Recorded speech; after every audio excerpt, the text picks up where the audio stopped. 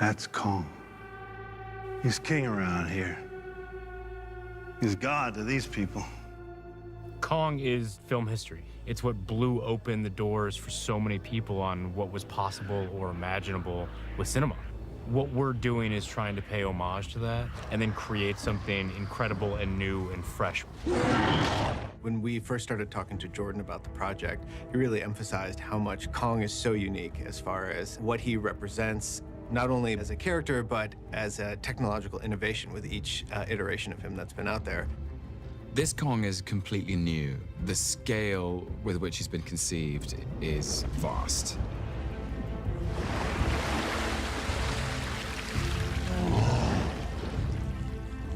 He was just the king of the monster movies and everything else that came with it. So now to have this opportunity to be able to revamp Kong in a new era of technology, it's incredible. Some of our early animation tests were very primate-centric. Kong walking on all fours, acting like a traditional primate. The director immediately responded with, "Whoa, guys, this character is not a gorilla. This is a evolutionary offshoot between man and gorilla, kind of a Neanderthal." Our Kong is much more of a movie monster. He has gorilla-like anatomy, but everything's pushed to the extreme.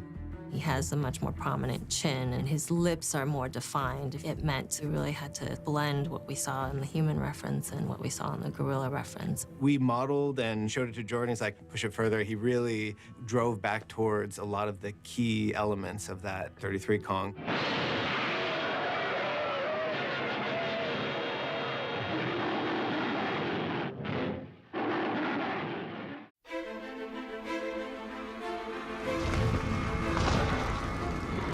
He's 100 feet tall. And the reason that we did that is because it became exciting and important to me that when people step foot on this island, their first response is to look at that thing and say, that's a god.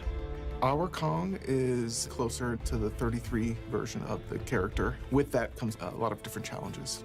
Our biggest challenge right off the bat was going to be the fact that he was 100 feet tall. He walks upright. How do we film him for an anamorphic movie with a very narrow aspect ratio? The lead's about 100 feet. Great. Action!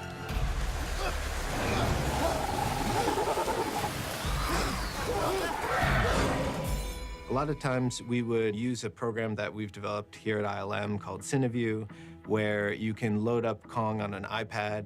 This is our Kong visualizer. Basically, we can put Kong in here, and so here he happens to be laying down, but we can move him around. And it's really just a tool designed for visualization on set.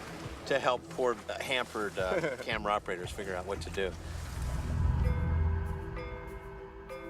He's probably one of the densest models we've built. I think it was over 500,000 polygons, almost half of the polygons in the face, because in the close-up shots, you see every detail, all the wrinkles. So we wanted to have the resolution in the face. We have shots of Kong that go right into his eye. So we knew that his skin textures and his eyes, they all had to hold up to very, very extreme close-ups.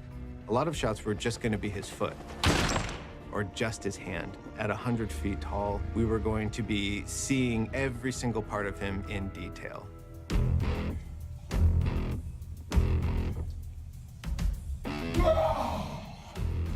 Initially, we did do a couple of capture sessions with Terry Notary and Toby Kebbell, and that was mainly to have the director work with a performer to find who Kong is and get the very fast iterative feedback from those performers who have a lot of experience doing primate performance. Those capture sessions did provide reference for animators to base their shots on. When you transfer motion capture to a 100-foot tall creature, it's a very different thing. And we ended up keyframing a lot of the film. Keyframe animation puts the majority of the responsibility for creating a performance in the animator's hands. We have to give the animators a control system so they can actually animate him. Once we got the animation back, we had a muscle system underneath, so we would simulate those muscles. And then we would have another layer, which is like the skin, which would simulate with the muscles, so you could see the muscles underneath the skin slide around. Like the shoulder blade, you can see shoulder blades move and they slide under the skin. And then after we had all that, then we would actually have the hair. He's covered by about 19 million hairs. You can sort of do an initial distribution of those through the software, but a lot of the detail styling and sculpting of the hair is all done by hand. You know, we had 2 artists working on it for almost a year, just on getting all the different styles and looks to his hair. Most of our time was actually spent trying to figure out how to mess up his fur. Through the course of the film, he accumulates damage, and also how do we get him wet? And that was something we hadn't really done before with so much fur and water interaction.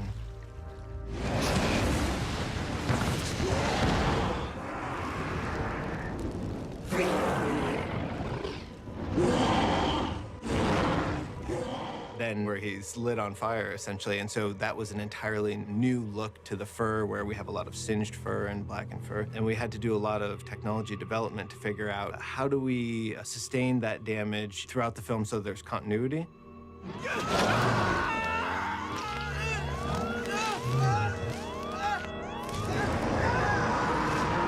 Kong's scale really demands a lot of time to convey a sense of scale, and you also can use that time for these transition moments. The emotional, quiet moments are more difficult and time-consuming to get right than the broad action beats. The options are almost limitless as to how an emotional performance can be delivered. It was important for us to show Kong's transition on the ridge with Brie Larson.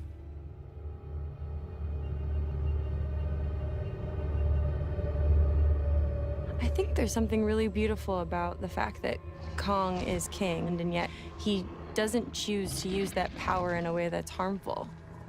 I just remember the first time I ever was with the elephant, and I was like completely intrigued and totally terrified at the same time. Like I kept taking a step closer and then running away and then coming up closer, because there's this gentleness to their soul, but at the same time you know that they are the one with the upper hand. They can crush you at any moment, and yet they don't. I mean, that's kind of where a lot of the inspiration came from for how I was going to feel that moment.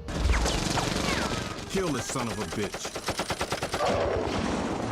In the past, Kong has really gotten the best of by airplanes, so the director wanted to take the opportunity to kind of give Kong the upper hand. Let's show the audience what it would look like if Kong was in control of the battle. I think that the take that Jordan took on this was very interesting. He put him into Vietnam, Apocalypse Now type of scenario. I think it made it visually interesting, a little bit grittier, that kind of throwback to Heart of Darkness sort of feel to it. Having the actual footage from Vietnam with actual Vietnam-era helicopters really influenced the look of our all-CG environments so that you can not tell the difference between the real stuff and what we created here at ILM. Even though the actual physical shoots happened in Hawaii and Australia and in Vietnam, we wanted it all to look like Vietnam. A lot of that started with building a set of all the mountains. So we had a LiDAR scan and a ton of photography and built a set and then defined like where all of this action is happening. And all of these different areas have their own sort of setups and their own sort of feeling. From sunsets on the ocean with this big storm happening right in front of you, to then seeing a sunset silhouetted by Kong. So it's quite different setups, a lot of different locations.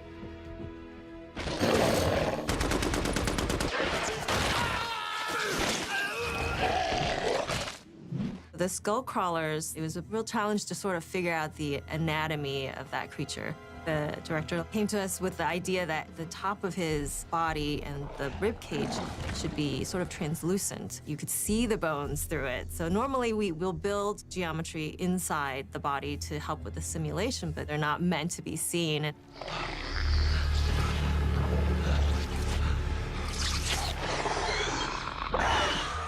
Finding the way the Skullcrawler moved was a challenge for animators. You can figure out a lot about a character just by the way it walks, the posture, how fast the steps are, trying to get a sense of weight in there, what the tail might do. We used a variety of reference, everything from Komodo dragons to deer and buffalo. Surprisingly, the way that deer and buffalo get up, they really thrust their heads forward to get their legs out from underneath them to stand up. So that was a reference we leveraged in the film to help motivate the Skullcrawler's performance. From a design perspective, they're creepy, and that's exactly what they need to serve in a story, so that later, when the mama comes out, okay, this is a formidable foe for Kong. For a baby, the Skullcrawler was still 40 feet tall and about 100 feet long. The mama was essentially twice as big, so 80 feet tall and 200 feet long. A lot of the focus was on making sure that it felt like this creature could take on Kong.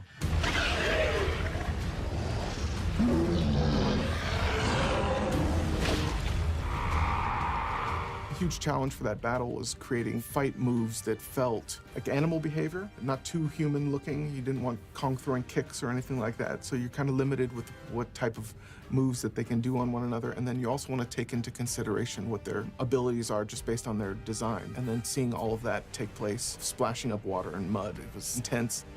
The creatures are throwing each other into mountains and throwing each other into the water. You have to make the environment live up and be something that's suitable for this to happen. That integration with water and the characters happens within the effects department. We, in the environment group, since we're creating everything that happens outside of that center stage, we have to work really closely with those guys to make sure that our water lines line up. With two creatures, there was a constant having to work out how to get them to interact with the environment properly. To make it look real, it takes quite a bit of effort. The complexity of what's in each of the shots was extraordinary. Every shot is really designed for maximum impact.